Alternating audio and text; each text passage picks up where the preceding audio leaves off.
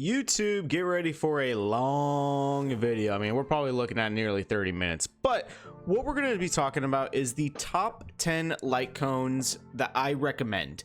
And I have all the honorable mentions. Now, before you comment anything, let me get some few little, necessary things out of the way. Number one, we are looking at what the light cone does for an individual path. Like, let's take, for example, Ashvale's light cone, right? So we are going to need to go to the hunt path, and then we need to look at his light cone. It's going to increase the wearer's crit rate by 18% at the start of battle, or for every 4 instances of follow-up attack the user uses, the wearer gains Umbra Devour, lasting for 3 turns. While the wearer holds Umbra Devour, increases the attack by 40% and increases the damage taken by all enemies by 20%. Effects of the same type cannot stack. So what do I mean? So this directly affects all hunt characters, and that's what we're going to be looking at. We're just going to be looking at all of these light cones that I have picked out, and we're going to be putting some in honorable mention, and then we're going to be ranking the top 10. But we need to first go over all the light cones just as a whole. We already gone over Ashvale, so the next hunt character light cone that we are going to need to go over is going to be Fei Xiao. And spoiler alert, those are the only, there's 3 hunt character light cones, so those are the only ones that I'm really going to be going over. And then also Himiko Nova's light cone is not going to be on here. Same thing with Gilgamesh and Rin. They are not technically out yet, so I'm not going to be covering them. Fei Xiao's light cone increases the wearer's crit rate by 15%, and when you launch a follow-up attack, you are going to be gaining Lumiflux, stacking for 2 times, and for each stack of Lumiflux, the ultimate dealt by the wearer is going to ignore 27% of the target's defense. When the wearer's turn ends, removes 1 stack of Umbraflux. Next up, do I have... Okay, I just wanted to make sure I did not have Ratio's light cone. So next up is going to be Topaz's, is that it's going to be increasing the crit rate and increases damage dealt by follow-up attacks. After the wearer uses the follow-up attack, inflicts the enemy with the tame state, stacking up to 2 times. And when an ally hits the target with the tame state, that tame stack is going to increase the crit damage dealt by that ability. So, okay, we have the hunt light cones taken care of. Preservation, we only have 2 preservation light cones, and there's a good reason why, because most of the limited preservation light cones are not that great. Dan Heng's, spoiler, I think is absolutely extremely busted. Take away the attack increase, right?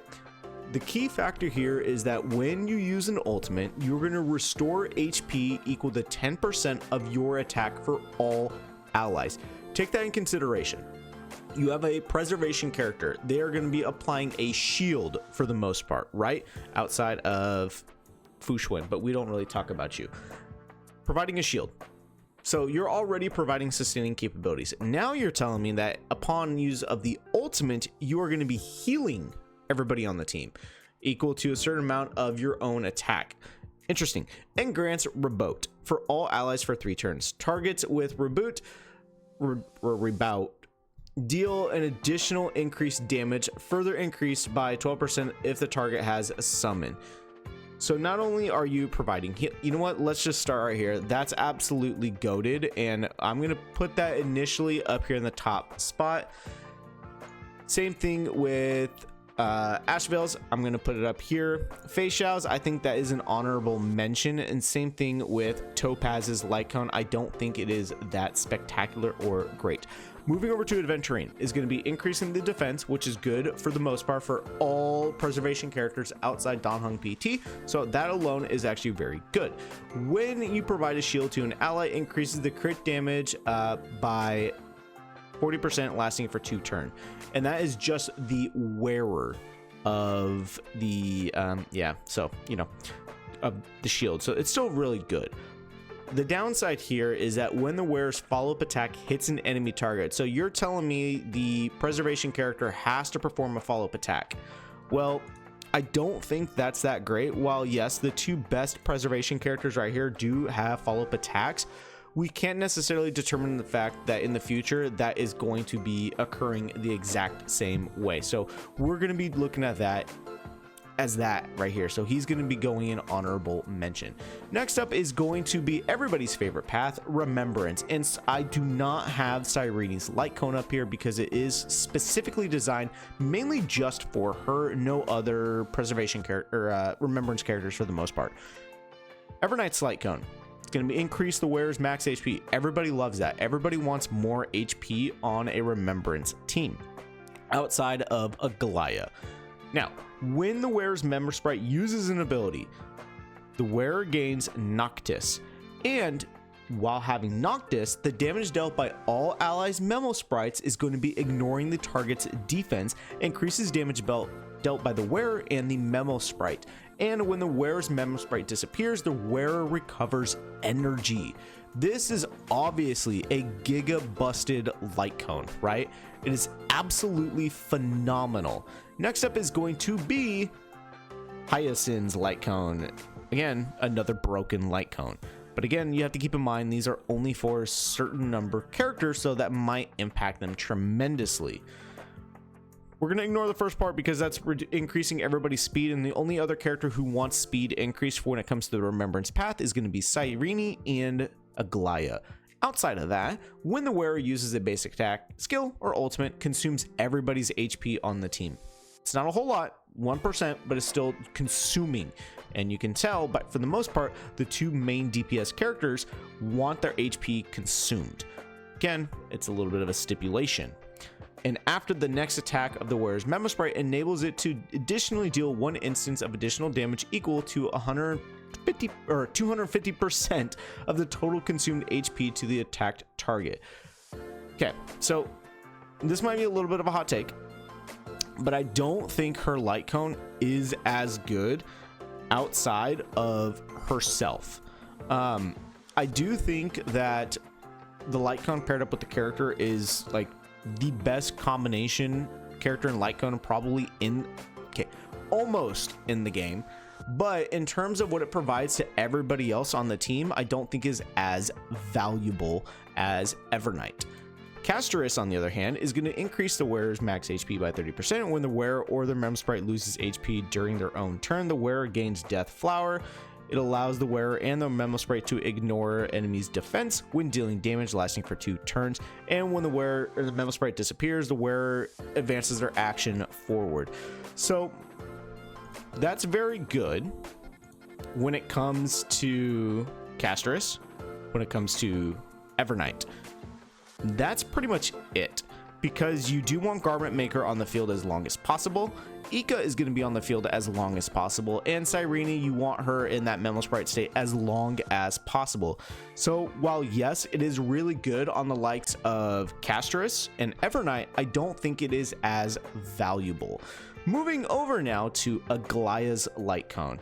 Increase the wearer's base speed. Now, when the wearer and the wearer's memo sprite attacks, the wearer gains 1 stack of Brocade, and for each stack, it's going to increase the wearer and their memo sprite's crit damage by 9%, stacking up to 9 times. When reaching max stacks, it's going to additionally increase the basic attack damage, which, as you can tell, is not very good. The fact that it is increasing speed is nice, but unfortunately it is base speed, and the other downside of the fact is that it's boosting crit damage. While yes, that is good, you're not ignoring enemies' defense, so that is a little bit of a detriment when it comes to that. The next path we are going to be going over is going to be Harmony, and the first character on this path of Harmony is going to be Sunday. Sunday's light cone states that after using a skill or the ultimate on an ally target, the wearer regenerates energy, and the ability's target receives 1 stack of him for 3 turns, stacking 3 times. Each stack of him is going to increase the holder's damage dealt by 15%. After every 2 instances of the skill or ultimate the wearer uses on one ally target recovers 1 skill point. So you're boosting a ally target who you're targeting with abilities by a lot, so that's very good. So let's look at this. How does that necessarily get affected? Well, Sunday, it benefits Sunday, it benefits Sparkle, it benefits Bronya, like as the 3 main Harmony characters. Tribute doesn't benefit. Robin, not really, unless you count the the ultimate, which I think it does, but again, that's still a little weird. So yeah, on one out, okay, so it doesn't benefit Sunday at all, or Robin, and Ruame it doesn't benefit as well. So it's only for 2 characters. Unfortunately, this is going to be dropping down to the honorable mention. Next harmony is going to be Robin herself. And for every time an ally attacks, the wearer gains 1 stack of cantillation. It's going to increase her the wearer's of the light cone energy regeneration by a percentage, which regardless of the harmony character, increasing energy is extremely valuable. When you use the ultimate, it's going to remove all that cantillation. You're going to gain Condensa, which is going to increase your own attack and increase all allies damage dealt by a percentage. That right there is extremely good, and I think it does go into the top 10 of light cones. The attack increase isn't really as valuable and great, but everything else involved with the light cone I do think is actually very good. And then next up is going to be Sparkle's light cone, and guess what? It's giga buffed.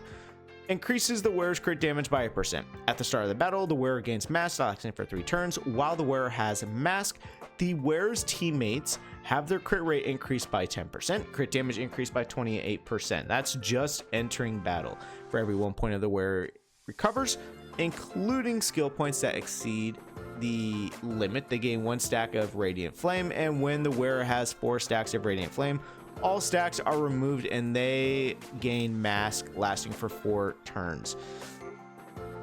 This is tricky because of the fact that for every 1 skill point the wearer recovers, including skill points that exceed the upper limit. So if we take into account, because I don't remember off the top of my head, unfortunately, that let's say you have somebody like, I don't know, Sunday, and you use a basic attack. Well, you're recovering a skill point. So I guess that does, yeah, I guess that does actually count as recovering a skill point. That's the only stipulation. Outside of that, it is a giga busted light cone. It is very, very good, and we'll make sure we go through all of these a little more in depth when we get to the nitty gritty of it. Next harmony is Nobody. Okay, so we move on to our next path, and we are going to be moving on erudition. So the first erudition light cone we are going to be going over is the Herta. Oh my gosh, the baby. Increases crit rate by 12%. When the wearer uses their ultimate, increases the wearer's crit or skill damage and ult damage dealt by 60%, lasting for 3 turns. After the wearer uses their ultimate, if the ultimate consumed 140 or more energy, recovers 1 skill point. So, who has 140 ultimate energy? Well, let's go ahead and look. Jumping over here, we go to erudition. We have a lot of characters. Let's look at, we're not looking at these 2. Let's look at Anaxa. What is your ultimate energy at? 140. Is that 140 consumed 140 or more? Okay, so you get affected. Obviously Herta gets affected.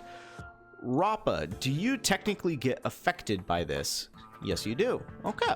Jade, do you get affected by this? Yes, you do. Okay. Argenti, you definitely get affected by this. Jing Yuan, do you get affected by this? Ultimate 130. No. Okay. Himiko, original Himiko. No. So that's 2 characters. 2 characters out of what? 1, 2, 3, 4, 5, 6, 7. Only 2. This is a very, very good light cone, ladies and gentlemen. So yes, I do think it goes into the top 10. I don't think it quite cracks that upper echelon, but it's still a very good light cone. Argenti's light cone. What exactly do you do? Increases the wearer's crit damage by 36%. When the wearer uses the ultimate, increases damage dealt by the wearer's ultimate based on their max energy. Each point of energy increases damage dealt by 0.36. A max of 180 points of energy will be taken into account for this. Okay, so everybody is going to be getting that 140 for the most part. There's some obviously stipulations when it comes to that, but the fact that it's going to increase the damage of the ultimate, and if we go back and look at all these characters, where do they do the most damage for the most part? Ultimate. Some damage ultimate, mainly skill, and then you're a little bit of an oddball one. But for the most part, most of the erudition characters are using ultimate to do most of their damage, right? So I do think this is, unfortunately though, an honorable mention light cone. Next up is going to be Anox's light cone. What exactly does this do? Well, when the wearer's turn starts, you're going to regenerate 10 energy. Already, that's fantastic. We just saw all of the Erudition characters' ultimate energy. Fantastic. When the wearer target has a weakness implanted on the wearer. Okay, that's a little bit of a difficulty. Increases the wearer's damage dealt to it by 60%. When an enemy target gets attacked by the wearer decreases the target's defense by 12%, lasting for 2 turns. That already in and of itself makes this a top 10 light cone because of the fact that it is absolutely phenomenal for any Erudition character because you're attacking multiple characters at once. Okay, next up, what are we going over? Nihility. What is the first light cone? It is going to be our favorite sea goddess. It is going to be Hycelin's. Increases the wearer's effective hit rate. That's good for most Nihility characters being able to implant weakness of some kind onto the enemy, which is very good. Now, when the target is inflicted with a debuff by the wearer, there's an 80% base chance for them to enter enthrallment, lasting for 3 turns. And what exactly does enthrallment do? Well, when it is for every 1 debuff applied by the wearer of the target, increases the target's received DOT by 5%. Unfortunately, that in and of itself is going to reduce it to an honorable mention because of the fact, as we are seeing now with some other modern Nihility characters, it's not really inflicting any DOT, it's just inflicting a debuff of some kind. It's not necessarily DOT, and even we have one down here who didn't really inflict a DOT, so it does hurt in that aspect. Next up is going to be Cypher's light gun. Well, increases the wearer's speed by 18%. Most, if not all, Nihility characters want speed, so that is very good. Essentially what this does is, you can see here, it is reducing the enemy's defense, which is huge. That is so pivotal. We just look right here. You pair this up with someone like Blade, well, that's very good. You pair it up with Dahlia, that's very good. Yeah, I know her break effect needs to be high, but you know, increasing enemies' defense is very good. Same thing with you, same thing with you, same thing with you, same thing with you, same thing with you, same thing with you. Yeah, it is a very, very good light cone. So we'll put this right here in a top 10 spot. Okay, now we have Zhao Q. And increase effective hit rate, very good. Whenever you use a basic attack skill or ultimate to attack an enemy target, there is a 60% base chance to inflict unarmed on the enemy, essentially allowing the enemy to receive more damage. And if you do it enough times, they get inflicted with the cornered state, and it just increases the amount of damage they receive as well by a small amount. It's decent, but I don't think it is as good as some other light cones. Next up, it is going to be Black Swan. Black Swan, where are you? Right here. Increases effective hit rate, very good. When the enemy has Wind Shear, Burn, Shock, or Bleed, each respectively gains 1 stack of profit, and then with each stack of profit, it's going to increase the wearer's attack by a percentage and enable DOT to inflict more damage. Again, the issue here is that while it is a very good light cone for Nihility characters, like I said, we're seeing more and more Nihility characters nowadays not inflicting DOT of any kind, but instead just a generalistic debuff. So that's where that causes this light cone to drop down. Next, it is going to be Mortonic's Blade. Jump back up here. Increases max HP. At the start of the wearer's turn, regenerate a fixed amount of 20 energy. That's very good. The HP, not so much, but being able to regenerate energy is very good at the start of the wearer's turn. This effect can trigger 1 time per wave. Still, that's fine. When you use a skill to attack, inflicts the enemy target with the Purgatory State.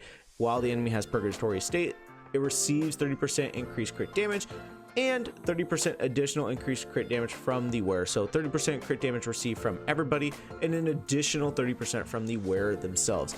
This is okay, but I don't think it is as good as some of the other Nihility characters, especially Cyphers. Again, it's a little more focused and generalized, just like the other Nihility characters outside of Cypher's. Moving on, we have, let's do Hua Hua, because she is adorable and it is the only abundance light cone I have on here. Increase energy regeneration by 12%. When an ally uses their ultimate, restores HP for all current, or for the ally currently with the lowest HP percent based on 10% of the healed ally's max HP. So very good. You can just see it is very, very good. Having a lot of HP allows for a lot of healing to be done. Energy regeneration is very good. When the wearer provides healing for an ally, increases the ally's attack. Very, very, very good. The downside here though is that we do not have a whole lot of abundance characters. As you can see right here, the last one was Ling Sha. So until we get more abundance characters, I can't in good conscience put Hua Hua's light cone even further up. If we did, I would probably have it in a top 10 slot. Now, next up, we have destruction light cones and we have elation light cones. Let's go over the elation light cones. First one I have on here is going to be Silver Wolf level 9s. Increases speed. Well, looking at our elation characters, right? Not very many, only 4 of them. You want speed. You want speed. You would like speed, so that's very good. Elation damage dealt ignores 20% of the target's defense. You would be ignoring enemy's defense. You would be ignoring enemy's defense. You kind of would be ignoring enemy's defense, but you're more of a supporting role. When the wearer uses the ultimate on themselves, gains 20 points of punchline. Well, your ultimate attacks people. Your ultimate attacks people. Your ultimate technically is focused on you, so these are the only 2 that it would actually benefit. Unfortunately, because of that, you go in honorable mentions. Now, Yao Guang increases the wearer's speed. Again, we've already gone over that. Everybody wants that. When the wearer enters combat or uses ultimate on an ally target, the wearer gains good fortune for 3 turns. Technically, this does count on herself, so that is an ally target. Again, only these 2 characters. While yes, being able to provide crit damage increase and a crit rate increase is very good, while also providing energy regeneration is very good. Unfortunately, it drops into honorable mentions. Now we are on the destruction light cones. Probably the most prevalent path, I would say, moving forward. Story reason wise, I'm not going to go over. The first one we are going to be going over is Jing Liu, and there is a reason why I'm doing this. I'm sure some of you might know, but yeah. Increases crit damage.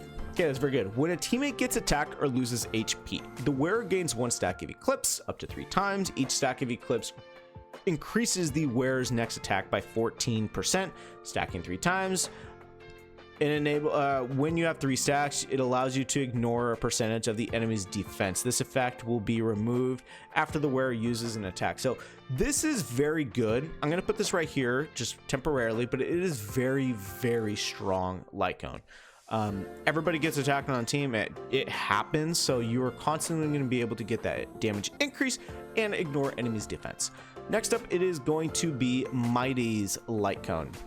Increase max HP. Okay, only a couple destruction characters want that with you and you. Okay, so what else? Increases incoming healing. Well, everybody likes that. That's very good. When using the skill or ultimate, consumes HP equal to 6% of the wearer's max HP, increases the damage dealt by this attack by 30%. If the effects consumed is greater than 500 HP, the damage additionally increases by 30%. So we can't necessarily take that in good conscience that it's always going to be 500. By saying that, I'm going to put you in an honorable mention. It's a great light cone. Don't get me wrong. Being able to increase the damage dealt is phenomenal, but having that stipulation is not very necessary. And then I'm just doing this and we'll go over why. Increases base speed by 12. When dealing damage, just dealing damage, ignores 18% of the target's defense. After the wearer uses the ultimate, gaze Blazing Sun, which is removed at the start of the turn. When holding Blazing Sun, increases the wearer's damage dealt by 60%. Just increasing base speed and ignoring enemy's defense by a percentage is fantastic.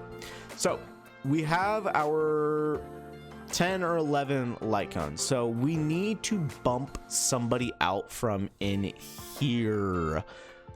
Who are we gonna bump out? Well, my gut is telling me that we are going to be bumping you down at the top of honorable mention. And I'm actually going to keep it in this order in terms of light cones that are the most valuable. I do think Phinons is by far the most valuable. Actually, you know what? I'm going to do this. I'm going to do this. This is the order I think in terms of valuable light cones moving forward, and then we'll do this. Yeah, this